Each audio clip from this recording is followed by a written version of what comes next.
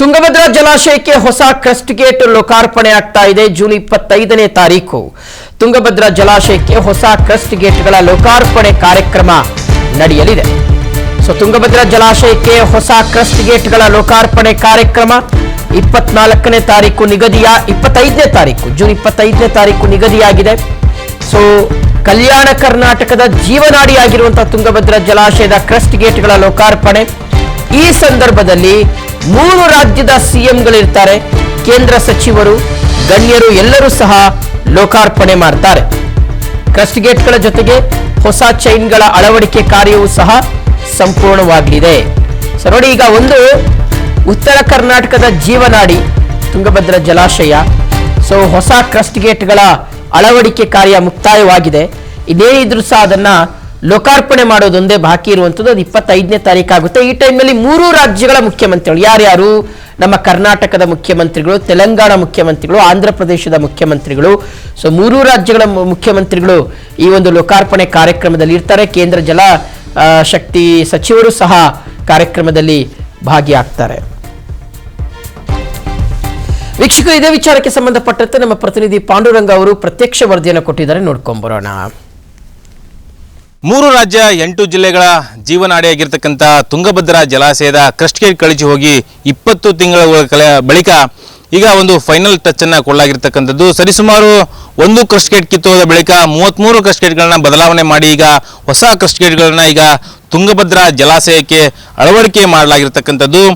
ಬಹಳ ಮುಖ್ಯವಾಗಿ ಈ ಒಂದು ಜೀವನಾಡಿಯನ್ನು ನಂಬಿಕೊಂಡು ಸರಿಸುಮಾರು 8 ಜಿಲ್ಲೆಗಳ ಜನರು ಈಗ ಜೀವನವನ್ನು ಸಾಗಿಸ್ತಾ ಇರತಕ್ಕಂಥದ್ದು. ಅದರಲ್ಲೂ ಕೂಡ ಬಹಳ ಮುಖ್ಯವಾಗಿ ಕೆಲವೊಂದಿಷ್ಟು ಪ್ರಮುಖ ಕಾರ್ಖಾನೆಗಳು ಕೂಡ ಇಲ್ಲಿಂದಲೇ ನೀರು ಸಪ್ಲೈ ಆಗುತ್ತೆ. ಜೊತೆಗೆ ದೂರದ ಪಾವಗಡಕ್ಕೂ ಕೂಡ ಇಲ್ಲಿ ಇದೇ ತುಂಗಭದ್ರಾ ಜಲಾಶಯದಿಂದ ಕುಡಿಯುವ ನೀರಿಗಾಗಿ ಸಪ್ಲೈ ಆಗುತ್ತೆ. ಇಂತಹ ಒಂದು ಪ್ರಮುಖ ಜಲಾಶಯದ 19ನೇ ಕ್ರಸ್ಟ್ ಗೇಟ್ ಏನು 2024 ಆಗಸ್ಟ್ 10ರಂದು ಏನು ಕೊಚ್ಚಿ ಹೋಯಿತು. ಅದಾದ ಬಳಿಕ ಡ್ಯಾಮಿಗೆ ಒಂದು ದೊಡ್ಡ ಪ್ರಮಾಣದಲ್ಲಿ ಆಪತ್ತಿ ಇದೆ ಅಂತಕ್ಕಂಥ ಏನೋ ಸಾಕಷ್ಟು ಪ್ರಮಾಣದ ಚರ್ಚೆಗಳು ನಡೆದು, ಹೋರಾಟಗಳು ನಡೆದು, ಈ ಒಂದು ನಿರ್ವಹಣೆಯಲ್ಲಿ ಏನೋ ಒಂದು ಕಡೆಗೆ ಅಧಿಕಾರಿಗಳು ನಿರ್ಲಕ್ಷ್ಯ ತೋರಿದ್ದಾರೆ ಅಂತೇಳಿ ಸಾಕಷ್ಟು ಹೋರಾಟಗಳು ಕೂಡ ಅದು.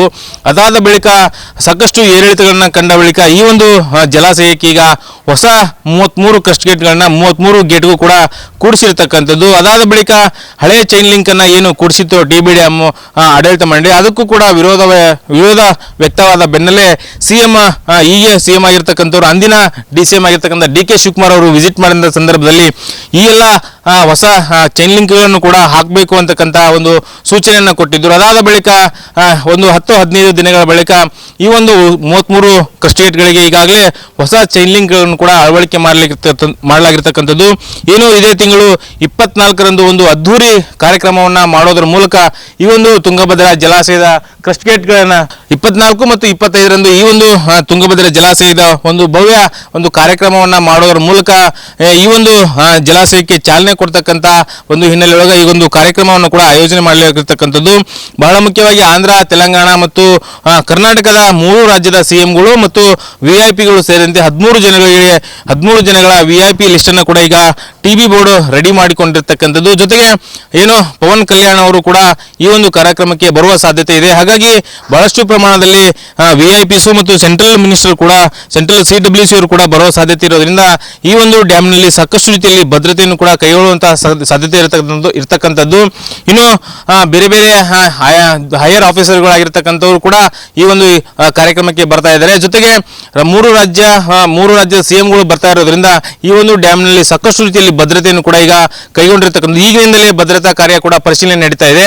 ಹಾಗಾಗಿ ಈ ಒಂದು ಕಾರ್ಯಕ್ರಮ ಅದ್ದೂರಿಯಾಗಿ ಮಾಡೋದ್ರ ಮೂಲಕ ಈ ಒಂದು ಕಾರ್ಯಕ್ರಮವನ್ನ ಅದ್ದೂರಿಯಾಗಿ ಮಾಡಬೇಕು ಅಂತೇಳಿ ಸಿಎಂ ಏನು DK ಶಿವಕುಮಾರ್ ಅವರು ಕೂಡ ಜಿಲ್ಲಾಡಳಿತಕ್ಕೆ ಸೂಚನೆಯನ್ನು ಕೊಟ್ಟಿರ್ತಕ್ಕಂಥದ್ದು. ಆ ಹಿನ್ನೆಲೆಯೊಳಗ ಈಗಾಗಲೇ ಸಿದ್ಧತಾ ಕಾರ್ಯ ನಡೀತಾ ಇರ್ತಕ್ಕಂಥದ್ದು.